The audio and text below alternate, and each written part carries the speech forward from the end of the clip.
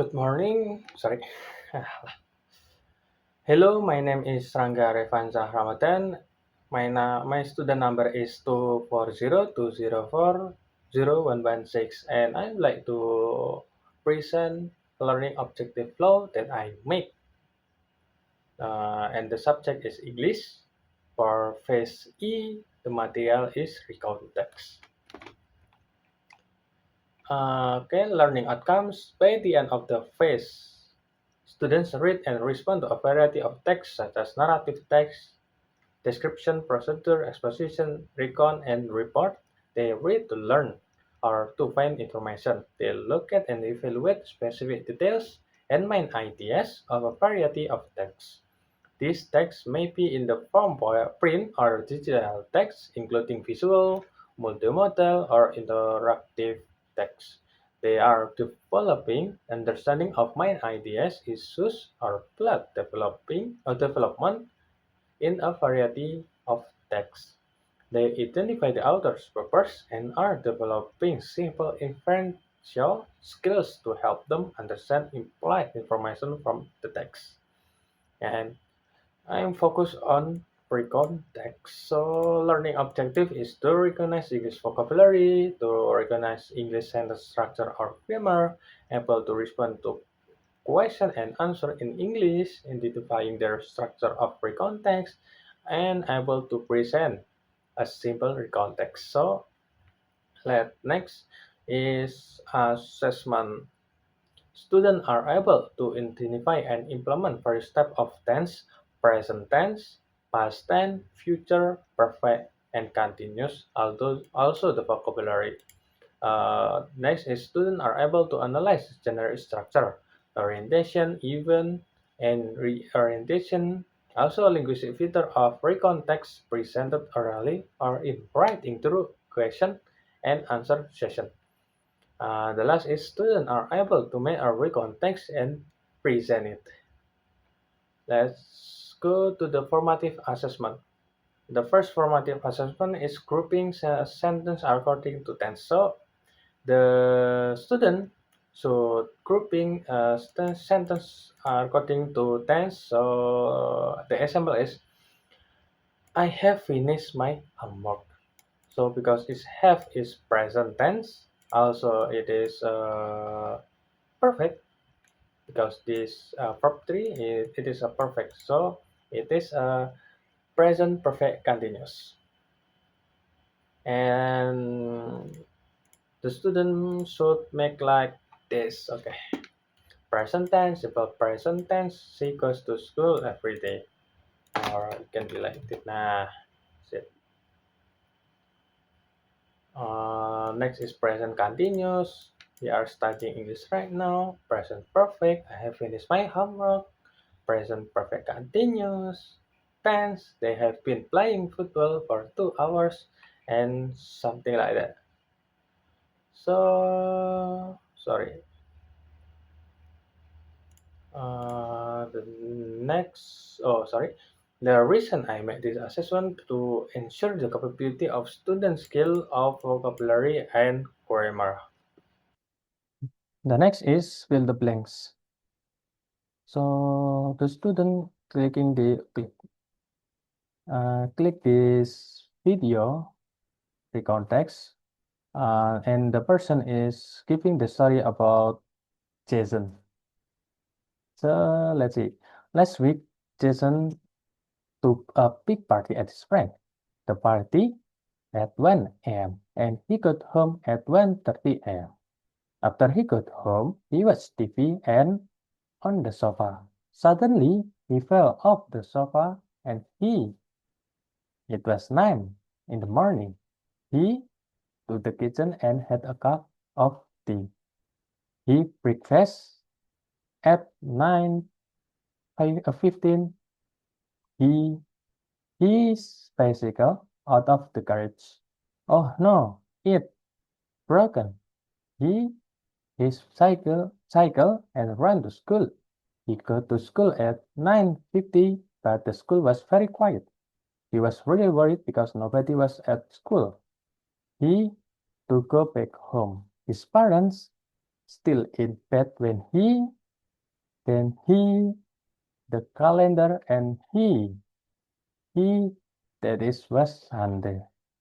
So the reason I make this assessment because this video is short, but it is focuses on recontext. The pitch is slow, the speech is slow, but it helps the student to understand what is talking about.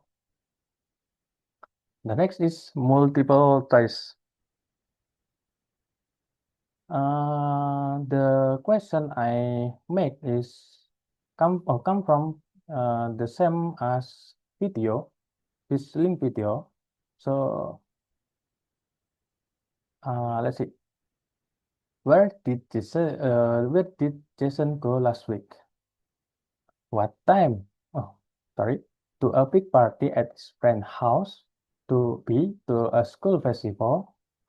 C, to a cycle repair shop. Or D, to a restaurant near his house. What time did Jason arrive home from the party? A, at 1 a.m. B, at 1:30 a.m. C, at 9 a.m. D, at 9:15 a.m. and something like that. This, 10 question, 10 multiple choice question. And the reason I made this assessment is specifically designed to train the student accuracy in understanding the chronological order of events and the time information from the listening video. And the next is, or the last formative assessment is student make a recontext with the theme of the experience in middle school. The reason is this assessment focuses on their courage to present in front of the class and assessing the students' speaking skills. Next form assessment is summative assessment, performing a question and answer interview in front of the class regarding past event. The reason I make this assessment to make sure the student understand all of the material that had been given. And last is assessment rubric. Assessment criteria: fluency coherence, pronunciation intonation, grammar past tense because it's recontext using a past tense, vocabulary and word choice, comprehension, and interaction. That's it. There are for scoring. The score one for fluency is long pauses and frequent hesitation. Ideas are fragmented, makes the speech difficult to follow. For scoring 2, is speak in short, broken sentence, manage to keep going, but the flow is visibly disrupted by searching for words. And scoring 3 can express experience and plot smoothly, pauses occur naturally to plan grammar or vocabulary. For scoring 4 is speaks with noticeable ease and spontaneity. Next is pronunciation. Pronunciation for scoring 1 is pronunciation are frequent, making it very difficult to understand the core message. Score 2, pronunciation is influenced by the first language, accent, and minor mispronunciation sometimes require listener effort. Score 3, pronunciation is clear, intelligible, and words are easily understood. Score 4 is clear, accurate pronunciation with natural intonation and word stress. Grammar. For score 1, frequent grammatical error in basic structure, struggle to use past tense, which is significantly obscure meaning. For score 2, attempt to use past tense but frequently slip back into present tense, make frequent error in irregular verbs. For score 3, sounds good control of basic past tense structure error may occur, but it is clear what they want to express. And score 4 is consistently and accurately use a variety of past tense structure. Vocabulary words. For score 1, lacks the word to convey basic ideas or simple events. Score 2 is relies heavily on high frequency, such as basic vocabulary or repetitiveness limit to the detail of the speech. Score 3 has sufficient vocabulary to express thought, tell stories, and describe familiar topic even without sounding overly repetitive. Score 4 use a relatively wide and expressive range of vocabulary to give detailed description, explain feeling, and avoid repetition. And the last is comprehension and direction. For score 1 is unable to understand or respond to follow-up question. Score 2 can respond to simple direct question but relies heavily on teacher prompts, repetition, or slower speech. And score 3 is standard speech on familiar topic and respond to follow-up question with reasonable ease and relevant. And the last for score 4 is respond to question confidently and is able to extend or clarify their answer without difficulty. And the formula for scoring is maximum score is 20 because there are 5 criteria: fluency, pronoun, grammar, vocabulary, and comprehension interaction. And for score and 5 and the maximum is 20. The final score is total score obtained divided by maximum score. Sorry, yes, yeah, divide by maximum score. So let's see, the score obtained 4, 4, 3, 2, 1, and it will be 8, 11, 13, 14, 14, yeah, 14 divided by 20, or 2, if it will be 7 point,